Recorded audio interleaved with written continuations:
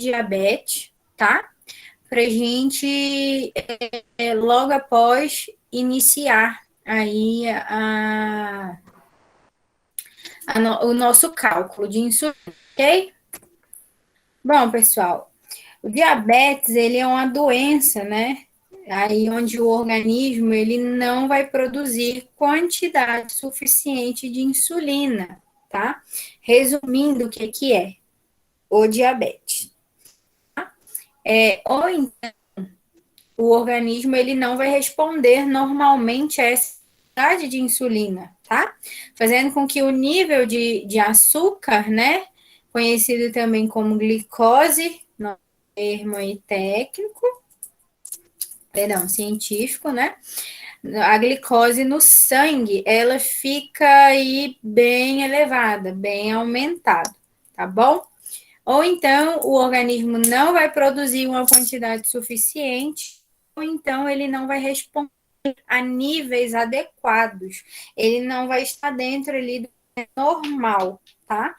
E por conta dessa elevação aí do nível de glicose, a gente vai ter um aumento da micção. Gente, tem alguém que está com o microfone aberto e está dando uma microfonia aqui no meu. Aí, se puder olhar e fechar, por favor, que o barulho está incomodando. Vai ter uma micção e a sede ela vai ser aumentada, né, com mais frequência. Só um momentinho, pessoal. Tá dando uma interferência aqui no meu microfone. Eu vou desconectar e vou conectar novamente.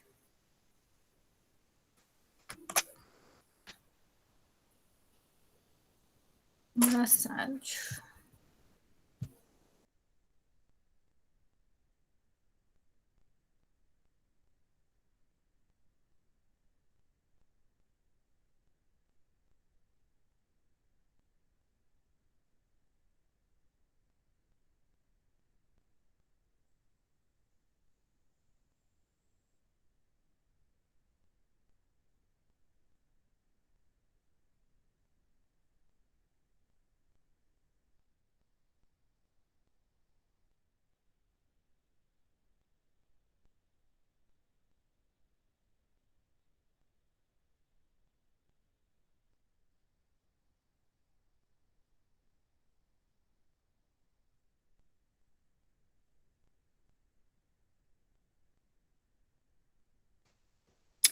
Bom, vamos voltar à aula. Meu microfone ele deu uma interferência aqui. Consegui resolver até então.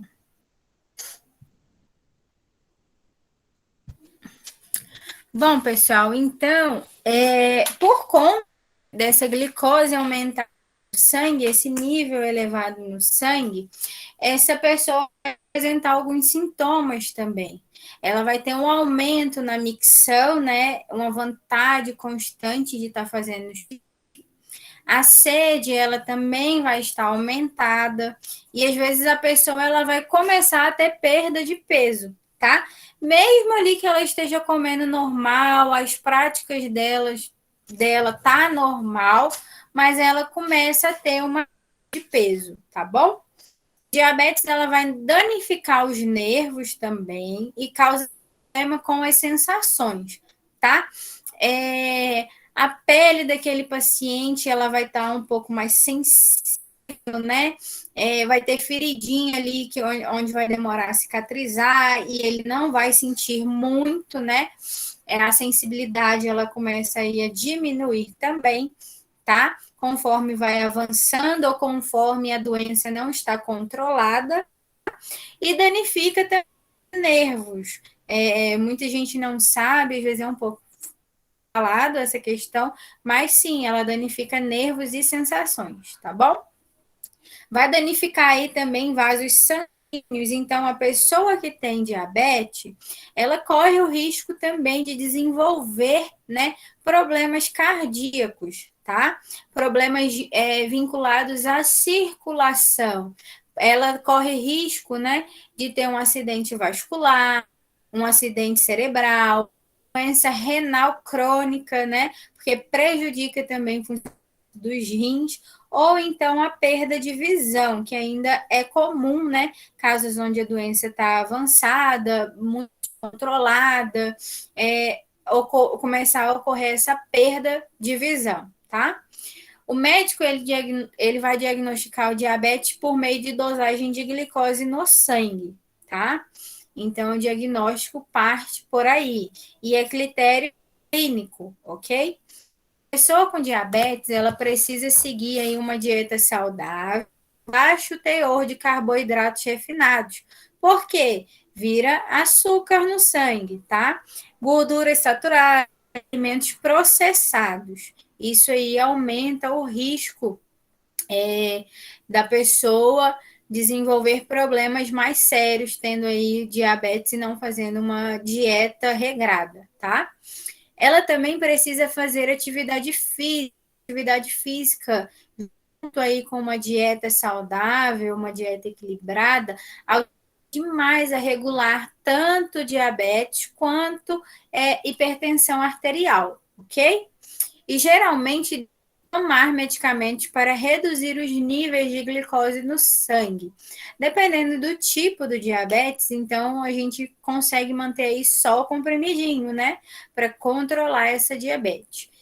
Dependendo do tipo, aí a gente entra com a insulina regular, a insulina humana, ou então a insulina N, onde a gente tem aí dois hormônios para fazer essa baixa de glicose, ok?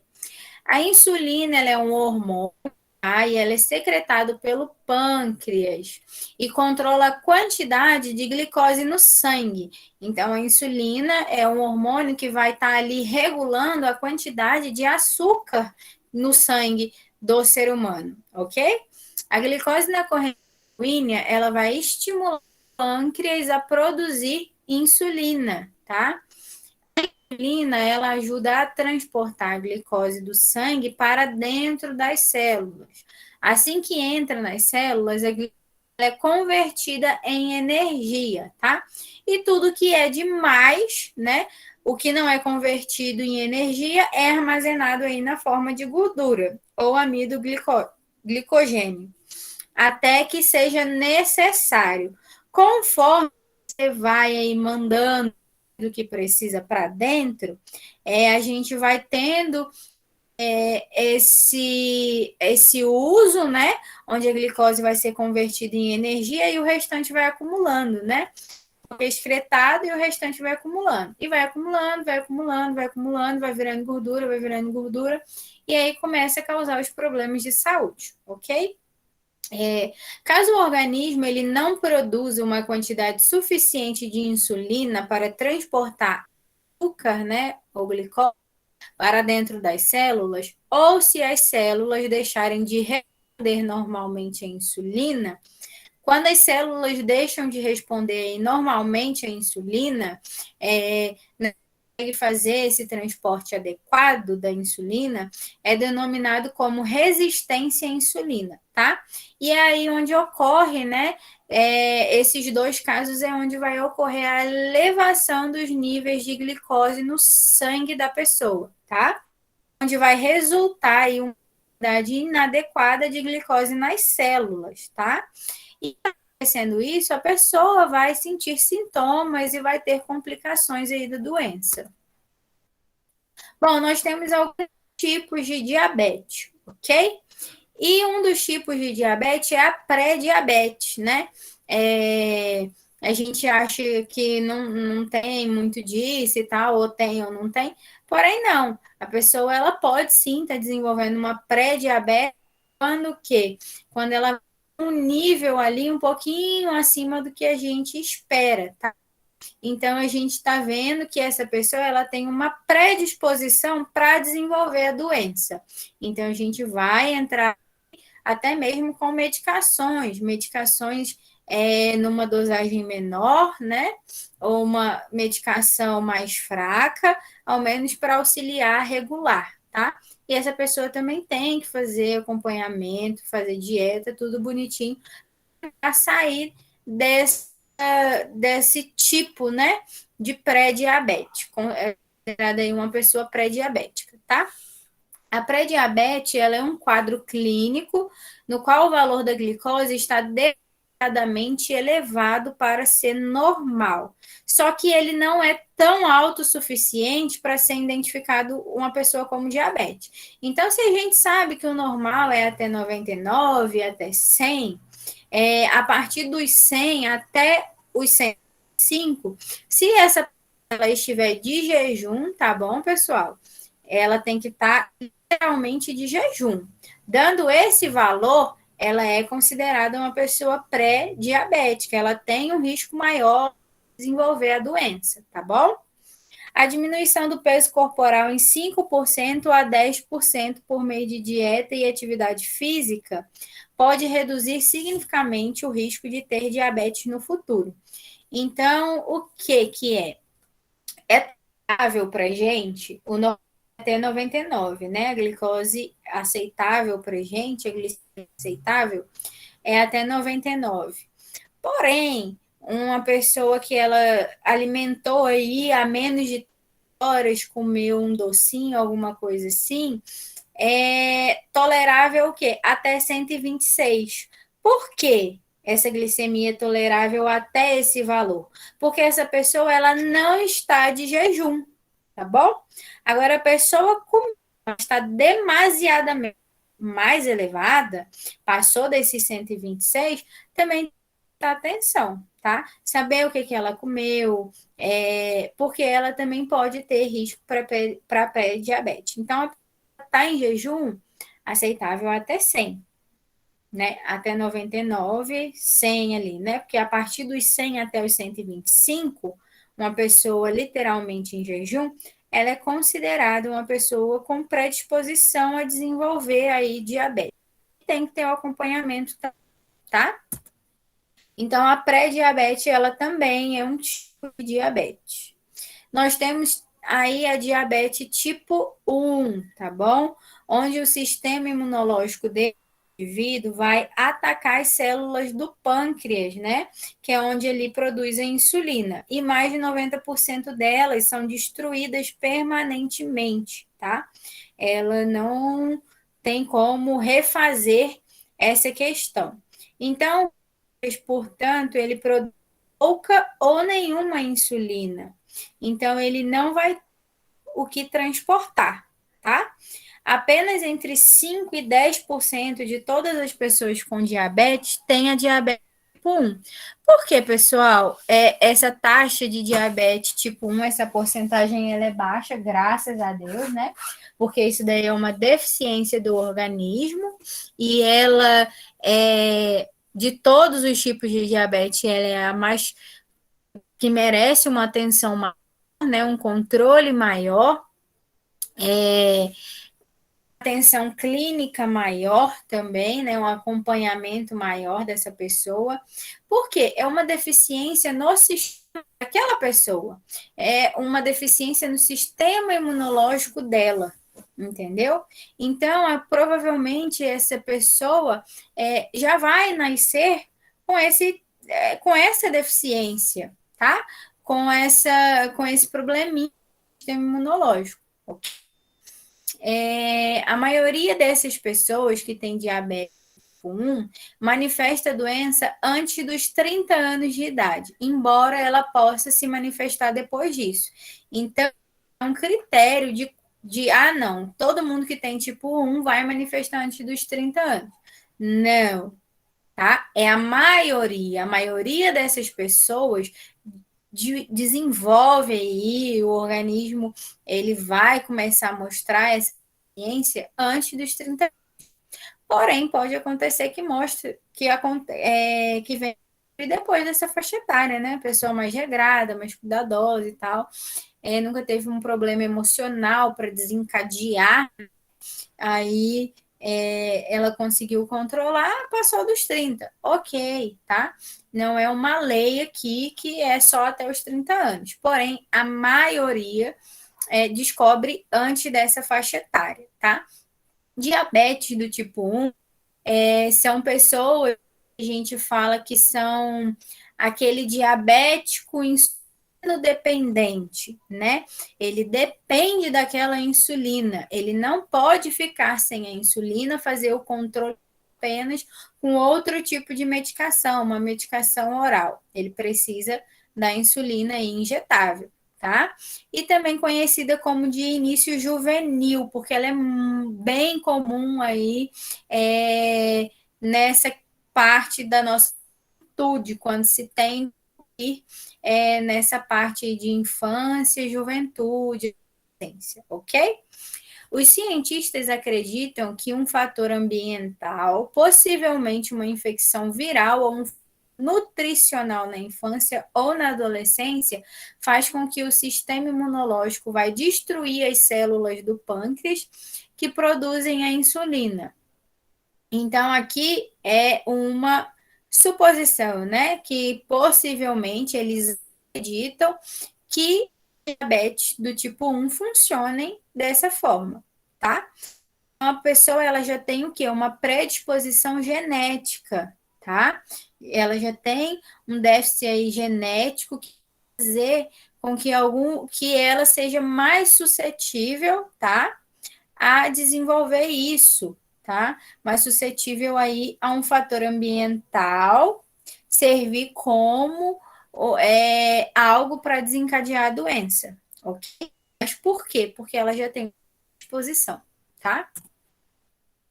Diabetes 2, também conhecido como insulino não dependente, ela já pode ter início aí na fase adulta, né? Mais comum em quem? Idosos, né?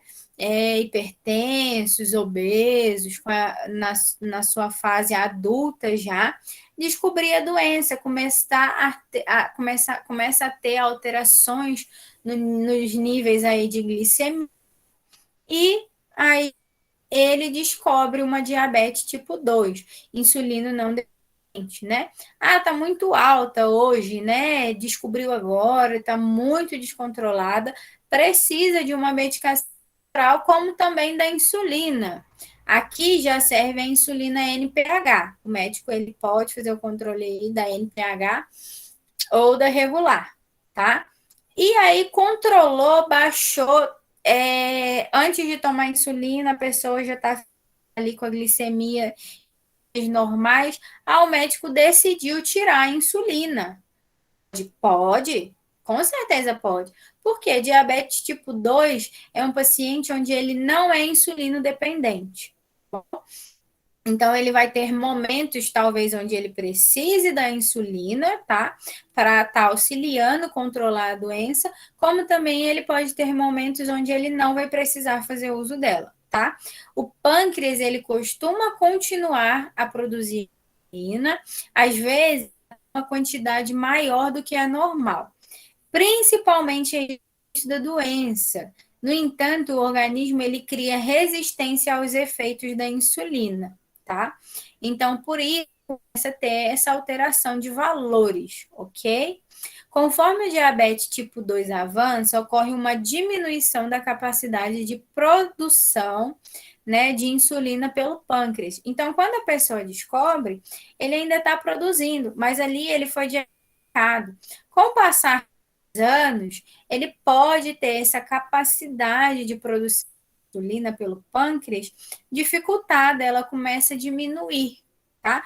Então aí ele precisa de um acompanhamento maior, de uma atenção maior, como também no tipo 1, ok? Porém, são dietas diferentes, são terapêuticas diferentes, porque um é tipo 1, né? Onde a pessoa ela precisa da insulina, independente da época, não tirar a insulina dela, tá? Porque ela tem ali uma predisposição genética e desenvolve a doença, né? O sistema imunológico dela ataca essas células do pâncreas que produzem insulina. Então, tem essa deficiência no organismo. Já no tipo 2, ele não é necessariamente um insulino dependente, ok? Aqui tem até uma observação interessante que antigamente a diabetes no tipo 2 era rara em crianças, sabe? Porque crianças e adolescentes que são diagnosticados com diabetes, é mais do tipo 1, porque é a faixa etária onde desenvolve mais essa doença, onde vê essa alteração do sistema imunológico daquela criança, causando essa alteração, né, onde vai desenvolver a diabetes. Porém, hoje, né, a gente vê que teve um progresso nessa quantidade de crianças novas desenvolvendo, principalmente por questões de obesidade, tá? Uma alimentação, né, o estado nutricional ali daquele paciente totalmente desregrado. Entrar aí num quadro de pré-diabetes na adolescência, não tratando, virando aí uma diabetes tipo 2, ok? Porém, ela geralmente começa em pessoas com idade acima de 30 anos e se torna progressivamente mais com o avanço da idade. Então, dos 30 anos para cima, é mais comum ver pacientes com diabetes do tipo 2. E abaixo dos 30, é mais comum quando você encontra uma pessoa com diabetes, ela ser do tipo 1, porque já é uma deficiência do organismo daquela pessoa, ok? E não um estado ali que levou aquela pessoa a começar a ter problemas, né, de diabetes. O fator principal de risco para o desenvolvimento do diabetes tipo 2 é a obesidade, tá? E ela é quase 100% aí dos casos de quem tem a diabetes tipo 2, né? Ela gira em torno de 80 a 90% das pessoas. Então, pessoas com diabetes tipo 2 é muito comum que elas sejam obesas, tá? Porque a obesidade ela é um fator de risco para desenvolver. Porque se a insulina, né, perdão, se a glicose ela virar açúcar no sangue, quando não é convertida em energia, o que é que tende esse indivíduo a fazer? Correto? E nisso ele pode desenvolver aí um quadro de diabetes. Aqui são algumas complicações também que é interessante a gente ressaltar, tá? Porque a pessoa tem diabetes e acabou. Não, a diabetes pode ocasionar outros problemas de saúde, outras patologias. Da mesma forma que a obesidade, ela é um fator de risco para desenvolver diabetes. A diabetes também ela é um fator de risco para desenvolver outras doenças, tá bom? Então, ela lesiona aí os vasos sanguíneos, tá? Ela causa o estreitamento desses vasos. Então, o vaso ali, ele já tá entupidinho de gordura, né? Aí a pessoa desenvolve, então já tá gordura e a diabetes vai estreitar mais ainda esse vaso sanguíneo. Então, aí onde a pessoa pode ter um acidente vascular cerebral, tá? Ela pode ter um ataque cardíaco, ela vai desenvolver aí uma hipertensão. Por quê? Porque por conta desse estreitamento dos vasos sanguíneos, né, essa diminuição do tamanho deles, isso vai começar a limitar o fluxo de sangue, né? E o sangue ele transporta nutrientes, transporta oxigênio para o corpo e tudo isso você vai afetar outros órgãos também, tá bom? Uma vez que os vasos sanguíneos em todo o corpo são afetados, a pessoa ela pode apresentar muitas complicações do diabetes. Muitos órgãos podem ser afetados, particularmente os seguintes, que são aqui os mais afetados por conta da diabetes, que são o cérebro, os olhos, o coração, e os nervos. Aqui, quando a gente fala de nervo atingido por conta do diabetes, é mais a perda da sensibilidade nos pés. Nós temos muitos diabéticos que abrem feridas no pé, a pele fica mais sensível, você vê que a pele ela fica bem fininha, e aí começa a abrir essa ferida onde o tecido ele começa a necrosar, ou então um tecido fibrinoso, onde você vê ali que tem muita pressão e o paciente ele não sente muita sensibilidade ali. Então, ele está querendo ali começar a abrir uma ferida e por conta dessa perda de sensibilidade nos pés, ele não. E aí, quando veja uma ferida que avançou um pouco, onde você já tem tecido necrótico, né? E aí te dá um trabalho maior para cuidar desse paciente, dessa ferida. Às vezes é uma ferida que você vai conseguir fechar ela, mas daqui a um tempo ela tá voltando de novo, né? As famosas que a gente chama de pé diabético, né? Que é muito comum diabéticos aí, principalmente com a doença mais avançada, desenvolver, tá bom? Uma glicemia elevada também vai causar aí problemas no sistema imunológico, tá? Essas pessoas com diabetes, elas são particularmente suscetíveis a contrair infecções bacterianas e fúngicas. Por quê? Porque o sistema imunológico dela, que é a defesa do corpo dela, começa a ficar comprometida, já não funciona normalmente mais. Aqui nós temos alguns tipos de tratamento, né? Para quem é diagnosticado aí como diabético, né? Independente de qual tipo de diabetes, a dieta, a atividade física, a perda de peso e a educação em saúde, a educação continuada sobre questões de doença, sobre o que pode agravar ali na pessoa, ela é importante. A pessoa ela precisa desenvolver essa consciência de que não é uma doença, diabetes, tomou remédio, fez dieta, pronto, acabou. Não, não é assim. Tem que ter um acompanhamento. De 6 em 6 meses é interessante passar ali pelo médico, ou então tendo acompanhamento também pelo nutricionista, os exames, né? Aí para estar tá verificando glicose, uma hemoglobina glicada, tudo bonitinho para saber como está o organismo daquela pessoa em relação a isso. Então, dieta, atividade física, perda de peso é muito importante para essa pessoa que tem esse tipo de doença, que tem esse problema. Porém, a educação em saúde, ela é muito importante. Ela é importante até mesmo para uma pessoa que não tem diabetes. Porque a educação em saúde, ela serve também como uma prevenção. É promoção, a gente fala que é uma promoção em saúde, onde a gente vai estar orientando, né? Os pacientes aí a como proceder, a como tratar, a como cuidar, coisas que são benéficas para ele, para fazer o controle, mas a gente também tem aí em educação em saúde a prevenção, a estar tá orientando esse paciente, educações em saúde ali, com o corpo, com a alimentação, vai ajudar ele a prevenir, a desencadear esse tipo de doença, porque não é uma doença fácil, tá? Atingindo o sistema imunológico, contraindo aí infecções bacterianas, né?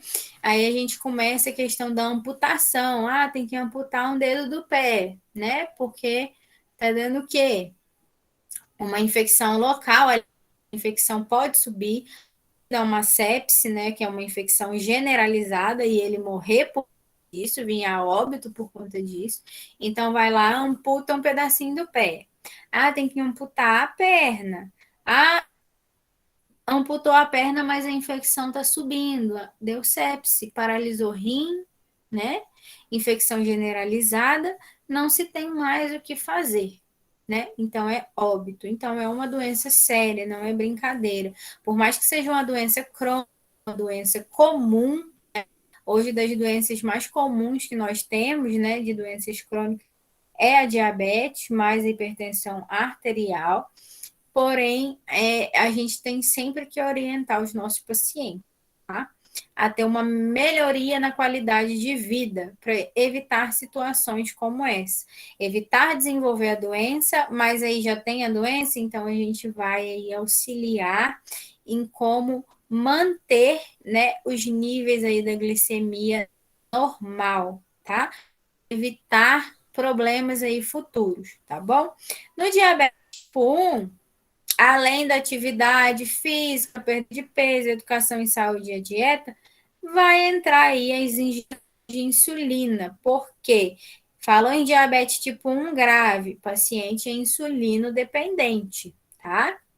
O resto da vida, insulina, tá? Enquanto for diabetes tipo 1, a gente sabe que é um paciente insulino dependente. Precisa da insulina para estar aí essa regulação. Por quê? O hormônio da insulina no corpo dele não é produzido, tá? O sistema imunológico dele ataca essas, então essa produção no pâncreas ali é totalmente comprometida, é inexistente, né? No diabetes tipo 2 até tem essa produção, conforme a doença avança, ela vai diminuindo, né? Mas tem, e às vezes tem até demais. E aí a gente entra em nutrição para ajudar a regular, ok? E no diabetes tipo 2 é mais frequente a gente fazer aí a terapêutica medicamentosa por via oral, tá bom? Dependendo do quadro onde a glicose desse paciente está, a glicemia desse paciente está totalmente descompensada, níveis muito altos, o médico, para ter um controle maior, um controle mais rápido, ele pode está receitando a insulina para esse paciente também. Uma insulina NPH, né, onde ela fica mais tempo no organismo, ela não é de ação rápida, igual a insulina regular, que é de ação rápida, né? Porém, o efeito, o tempo dela no organismo é menor. A NPH, ela não é de ação rápida, mas o efeito dela no organismo dura mais tempo, ok? Então, a gente tem essa diferença também de uma para outra, tá? A dieta, né, atividade física e educação são os pilares do tratamento do paciente com diabetes, tá? A conscientização do paciente sobre o que é a doença, sobre os danos que essa doença pode ocasionar se ele não se cuidar, é essencialmente necessária, tá? Ele precisa ser um paciente com a doença consciente, porque essa consciência dele vai o ajudar a evitar danos futuros. Então, essa educação, ela entra aí também como um dos pilares do tratamento do diabetes, tá bom? Muitas vezes são as primeiras recomendações dadas a pessoas com diabetes leve, né? Que são esses aqui, esses pilares que a gente falou acima. Como também aí, ó, perder peso também é muito importante. Pessoas que estão com excesso de peso, desenvolveu a doença, é muito importante que ela tenha consciência que ela precisa emagrecer, ela precisa ter gordura, ok? É,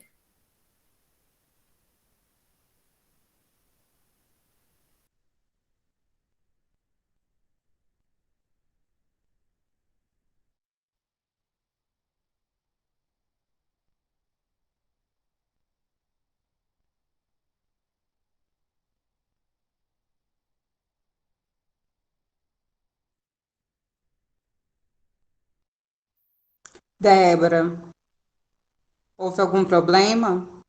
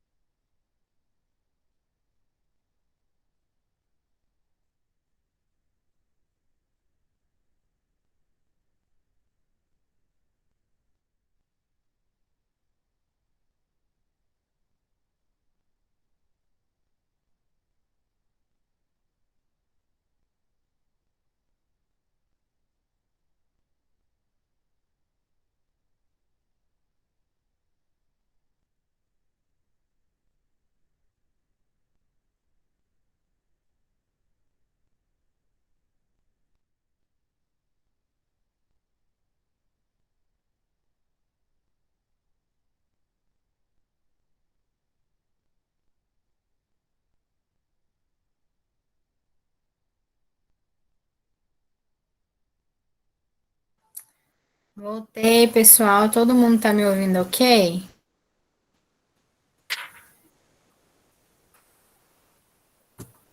Sim, beleza. Então, eu vou voltar para os slides. Desculpa a turma, ok? Meu notebook, esses dias, deu um panezinho e, pelo jeito, tá permanecendo esse pane nele. Aí, hoje foi de novo. Então, a gente vai voltar para a aula, que aí a gente finaliza mais dois slides para a gente concluir, tá? E aí na próxima aula a gente vai entrar em cálculo de medicações.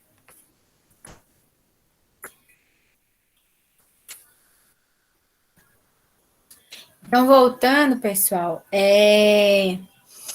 a perda de peso, como a gente estava falando anteriormente, ela é muito importante, tá, para esses pacientes, porque é uma incidência grande pacientes obesos desenvolverem o diabetes, ok? Pessoas que continuam a ter valores de glicemia elevados, apesar de terem feito mudanças no estilo de vida, ou cujo valor de glicemia é muito alto, bem como as pessoas com diabetes tipo 1, essas elas precisam de medicamento, tá? Nós temos aí pessoas que ainda conseguem manter, né? Vamos um paciente pré-diabetes, ele só com dieta, atividade física e a peso também, que é muito importante, ele consegue voltar aí para níveis normais. Só que tem pacientes que não, tá? Tipo 1, ele vai tomar medicação sim, não adianta. Então, manter aí a medicação, no caso do diabetes tipo 1, junto com a dieta, atividade física, porque como tem a propensão a ter valores muito elevados, né? Tendo a medicação, fazendo uso dela certinho, corretamente, mas a dieta auxiliando, a atividade física perdendo peso, ele consegue melhorar a qualidade de vida dele, tá bom? Aqui a gente vai falar um pouquinho sobre os objetivos, né, do tratamento da diabetes. O diabetes. Os especialistas, eles recomendam aí, durante o período de tratamento, né, principalmente quando está muito elevado, o recomendado é manter alguns valores da glicemia, tá? Porque são valores aceitáveis, são os valores onde a gente sabe que essa glicemia, esse índice glicêmico ali do paciente, ele está ok, tá bom, tá? Então, quais são para quem está em tratamento para diabetes? Tá ali entre 80 e 130 em jejum antes das refeições. Da mesma forma, pessoal, que a gente tem um limite aí aceitável de valor para quem é hipertenso, a gente também tem para quem é diabético, tá? Igual, qual é o normal da pressão arterial? É 12 por 8, correto? Mas o paciente que ele é hipertenso, ele tem problema de pressão alta, qual é o aceitável ali para ele? 13 por 8, 14 por 8, ok. Paciente que está com essa pressão, mas ele está sem sentir nada, beleza, ótimo, entendeu? É aceitável, porque ele é um paciente hipertenso, tá? Então, ele tem esse limite ali um pouco acima, porque ele já tem problema de pressão alta. Então, sabe que sempre ele vai estar dentro da normalidade, porque ele já foi diagnosticado com essa predisposição ao quê? A ter pressão elevada, em níveis elevados. Então, 3,8, tá alta a sua pressão. Não, não tá alta. É um paciente hipertenso, é um valor normal para ele, porque ele tem problema de pressão alta. É aceitável, tá? Da mesma forma, no caso de um paciente com diabetes, também, tá? Porque não é muito falada essa questão de valores glicêmicos. A gente tem uma tabela, né, para estar seguindo ali. Então, o paciente que tem diabetes, qual vai ser o recomendado para esse paciente? Vai ser de 80 a 130. Então, dentro desses valores, e isso com ele em jejum, tá? O normal para uma pessoa normal é quanto? Até 9, correto? Para uma pessoa com diabetes, ele em jejum é até 130, beleza, tá? Ele tá normal ainda. Igual eu falei anteriormente, o que não está em jejum normal, qual é o aceitável para essa pessoa? Até 126, correto? Deu até 126, não está em jejum, ótimo, está normal ainda. Agora, uma pessoa que tem diabetes, ela aí não estando mais de jejum 2 horas após a refeição, é o normal que ela esteja abaixo de 180. Então, ali até 180 é normal para diabetes? É normal, tá? É um paciente que tem diabetes, então ele já tem uma disposição ali para a glicemia estar aumentada e ele tem 2 horas que ele comeu, então é aceitável, é um limite onde está normal para que é uma pessoa diagnosticada com essa doença, ok? Não seria aceitável, não seria mal se fosse uma pessoa que não tem diabetes, tá? Aí estaria alta, então teria ser encaminhada aí para um atendimento clínico. Não, mas tem diabetes? Então, entre 80 e 130, ela em jejum, antes das refeições, é normal, tá? E 2 horas após as refeições, 180, normal também, tá? Isso daqui é importante a gente saber, porque às vezes a gente vai verificar a glicemia de um paciente que ele tem diabetes, e aí porque ele faz uso de insulina ou de alguma medicação, deu 120, tá alta. Ó, tem que começar a mudar isso, tem que começar aquilo. Não, gente, o organismo dele não é um organismo normal. Ele tem a predisposição à glicemia estar tá ali em valores elevados. Então, é normal para aquele paciente, tá? Tranquilo. Às vezes, o emocional também influencia um pouco nessa questão de níveis de glicemia e pressão arterial. Então, também é normal, tá? A gente tem que entender também alguns quadros dos nossos pacientes. Então, isso daqui é interessante a gente gravar, né? Igual o PSF, as meninas que passaram fazendo estágio, de manhã a gente tem os pacientes que verificam glicemia e, em sua maioria, eles dão valores alteados, né? Alguns do que é aceitável, né, que é esse 130, e aí sim a gente tem que orientar esse paciente, tá? Principalmente se ele está sentindo sintomas, porque o perigoso é estar muito alto e ele tendo sintomas, tá? Quando ele está assintomático, a gente ainda conversa com ele, faz essa educação em saúde para ele tentar manter uma dieta equilibrada, procurar se ele está tomando remédio corretos, que aí a gente tenta ajustar para voltar, tá? Aí, se o paciente que está alto e sintomático, aí é encaminhar ele. No caso de pessoas diabéticas com doença cardíaca ou com alto risco de doença cardíaca, a meta da pressão arterial é ser inferior a 130/80, tá?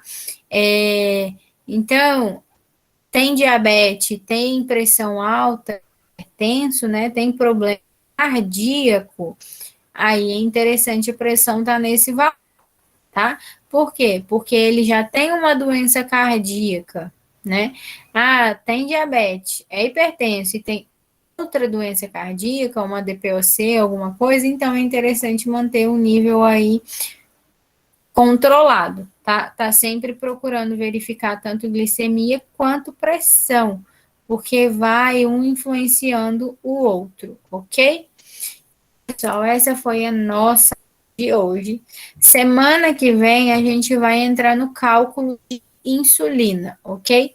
Eu achei interessante passar para vocês alguns valores, né, de normalidade da insulina, da glicemia, valores de normalidade de glicemia quando o paciente é diagnosticado com diabetes, né? Então, isso daí é bom a gente saber, porque às vezes a gente acaba orientando na nossa prática profissional, acaba orientando de forma errada.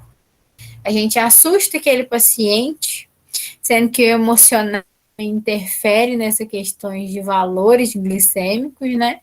Então, a gente assusta aquele paciente sem de fato ser algo que está ali fora do normal, ok? Alguém tem alguma pergunta? Alguém quer falar alguma coisa?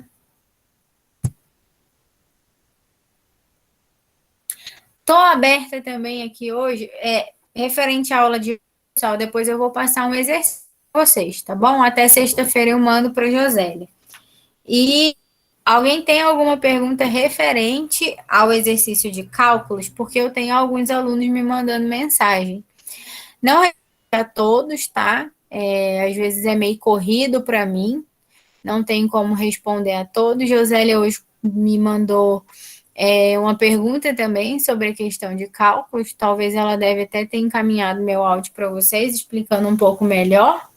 E aqui, aproveitando a aula de hoje, aberta, porque se alguém tiver alguma dúvida, eu tô para tirar a dúvida hoje. Depois não é certeza que eu vou estar com tempo para ficar respondendo vocês no WhatsApp. Eu tenho sobre o cálculo de transformar o soro de 5% em 10%.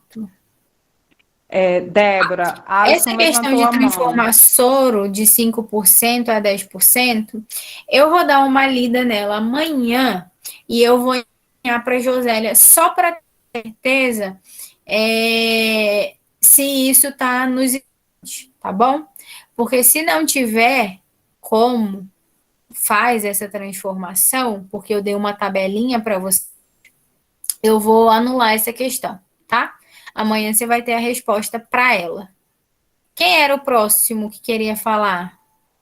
Teve um Professor, aluno é a que levantou a mão. questão número 1, está gerando muita Pode dúvida falar. sobre o frasco. É um paciente internado no pronto-socorro, precisa receber um frasco de soro fisiológico. Eu acho que seu áudio está fechado, Alisson. Dá uma olhadinha, porque eu não saiu o som aqui para mim.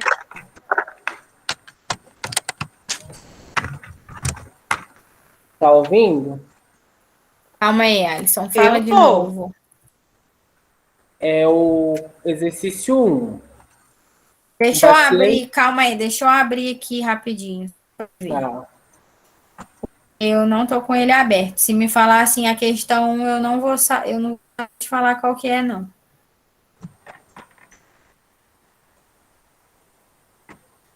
Um paciente internado no socorro precisa receber um frasco de soro fisiológico a 9% de 250 ml em 10 minutos. Essa, né, da hidrocortisona.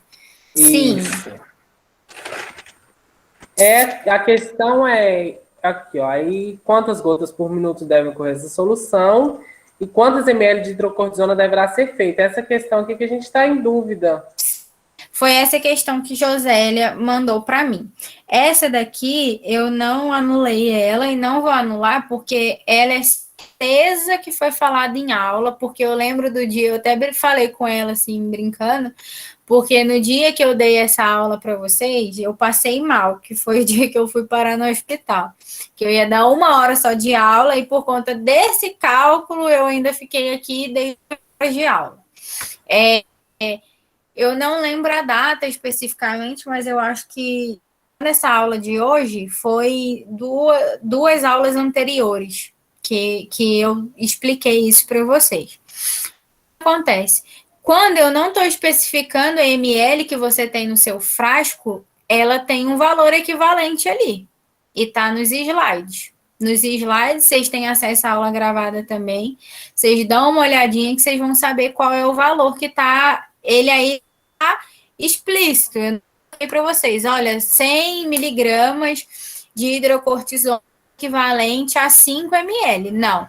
Quando a ml ela não vem explícita na questão, ela equivale a um único valor. Eu comentei com vocês fazendo esses exemplos, aqueles exemplos que eu coloquei no Word, fui fazendo com vocês, dando tempo para vocês fazerem, depois eu fui fazendo junto. Foi nesse dia, foi nessa aula que eu passei para vocês como é que faz. Sim, no caso, essa questão são duas respostas em uma. No final, são duas perguntas que eu estou fazendo. Uma de cálculo de gotejamento e a outra de cálculo de medicação. Não só essa, como tem outras questões que a resposta são duas. Kailane, Alisson, você analisou ou você tem mais alguma dúvida? Só isso mesmo. Só isso? Beleza, então. Isso eu não vou argumentar muito com vocês, porque se eu entrar em detalhes, eu vou estar dando a resposta, tá? Mas a questão, ela tá correta, eu refiz o cálculo hoje, só para ver se eu estava bugando aqui minha cabeça com alguma coisa, ficando meio doida, que tá meio corrida esses dias. Aí eu falei assim, não, tá certo. Então, ela mantém, tá? A única que eu vou ver eu vou cancelar ou não é da conversão ali do soro, de transformar de um para outro, tá? Kailane. Então, Kailane, eu não entrei no e-mail para ver se chegou ainda, tá? Eu vou entrar no final de semana para dar uma. E aí, eu vou liberar a nota para Josélia, né? Se acontecer, pessoal, de vocês mandarem um e-mail para mim e não chegar, disponibilizar a nota para Josélia e Josélia vai ver e vocês vão ver, né, que não que tá sem a nota no nome de vocês. Vocês vão tirar print, tá? Da página ali onde vocês enviaram o e-mail com a data e a hora que foi antes do dia 24, aí vão me reenviar ele, corrijo, tá? Só nesse critério que eu vou fazer, que eu abro a exceção. Mais alguma dúvida, pessoal, no exercício? Tem mais alguma questão que vocês estão em dúvida? Vocês perguntam agora. Josélia, é isso que eu tô falando, que o WhatsApp nem sempre tem tempo de responder, não. Luíde, essa questão número 1 eu terminei de falar com o Alisson, tá? Eu dei a aula e eu expliquei que quando a ml do frasco ali da medicação não tá falando nada, ela equivale a um valor fixo, tá? Aí tem que pegar umas aulinhas para trás para vocês relembrarem isso aí. Mas, Eduarda, pode perguntar. Essa aula, ela tá no YouTube, pelo amor de Deus, que eu vou ter que ir lá ver ela de novo. Aí, Josélia, aí essa daí é Josélia que responde, que eu dou. Eu sei que é gravado. Pessoal, as aulas da professora Débora, eu coloquei elas, inclusive, separados, links separados para vocês, lá nos grupos. Então eu vou dar uma olhada lá, vou ter que assistir de novo. Tá? Pode olhar lá que eu coloquei, ó, eu coloquei o exercício, aí eu coloquei lá assim, segue uns links das aulas de cálculo de medicação. Eu coloquei lá. E todas as aulas também estão lá naquele link lá que eu mandei para vocês, que é do YouTube, estão todas lá. Poliana, o exercício é para o dia 24, tá? 24/7, tá em vermelho no exercício. Mais alguma pergunta? Oi, Poli. Hoje eu tô vendo até você participar. Gostei, viu?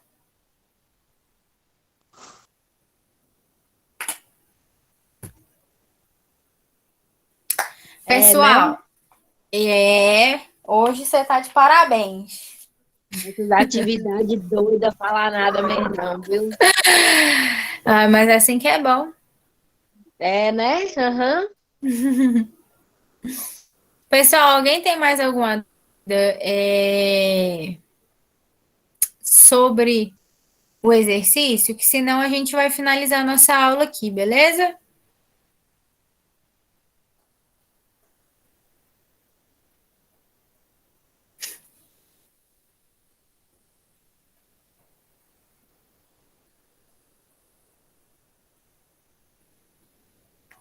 Então tá bom, pessoal. Boa noite, tá? Bom descanso aí para todos. Até a próxima aula. É igual eu tava brincando. Qualquer coisinha, me chamem no WhatsApp. Às vezes eu demoro a responder, às vezes eu não respondo, aí vocês me chamem de novo, porque vai ficando mensagem por cima de mensagem, e aí pode passar alguma batida. Aí vocês me reenviem a mensagem, tá bom? Pessoal, boa noite. Eu coloquei um link lá agora, que foi da aula de ontem.